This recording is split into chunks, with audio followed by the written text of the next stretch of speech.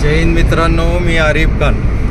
1 October 2024 आज सहज पाहण्यासाठी थोडंसं फिरत होतो की जैन चालक मालक संघटनेने जो चक्का जामचं आव्हान केलेलं होतं त्याचा आज इफेक्ट या नॅशनल हायवेला मुंबई बेंगलोर हायवेला दिसत.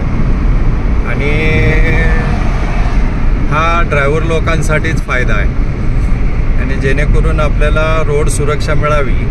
खाजगी गाड्या जर सोडल्या तर बाकीच्या मालवाहतूक गाड्या रोडवर काही जास्त दिसतच नाही आणि नाहीच्या बरोबर आहे. तर देवाची मेहरबानी एवढी मोठी आहे की जर असंच आपण लावून धरलं तर आपला सक्सेस नक्कीच होईल, आपल्या मागण्या मान्य होत्या. जे कोणी आता ही क्लिप पाहत असेल त्यांनी कृपया पुढं फॉरवर्ड करावी, सगळ्यांची जनजागृती करावी.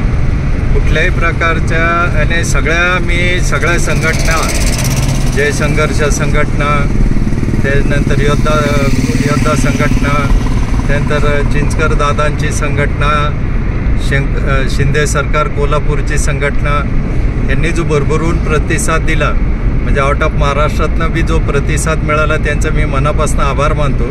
आणि ह्या ज्या गाड्या एका दुक्का गाड्या दिसत आहेत काय हायवेला, तर सगळ्यांनी त्याची समज आलेली आहे. सगळे ड्रायव्हर लोक हुशार झालेले आहेत आणि आपल्या मागण्या तुम्ही कुठल्याही संघटनेत असा, मी तुमचं अभिनंदन करतो आणि तुमचं मनापासून आभार मानतो की आपल्या जे मागण्या आहेत या बंदमुळंच मान्य होणार आहेत. आता बी वेळ गेलेली नाही आहे. कृपया चक्का स्टेअरिंग सोडून थोडीशी वाट बघा. नक्की काल प्रतिनिधी येऊन गेलेत महाराष्ट्र शासनाचे बोर तालुक्यामध्ये. आता बी ह्या ज्या रोडचं जे वातावरण बघतोय आपण, तर तुम्ही लक्षात घेतलं असेल. आता या 2 मिनिटाच्या क्लिपमध्ये ज्या हायवेला 10-20 गाड्या दिसायला पाहिजे तिथे एक बी गाडी दिसत नाही. तर सगळ्यांनी साथ द्या. आत्ताच वेळ आहे, परत वेळ मिळणार नाही, परत संधी नाही. जय हिंद.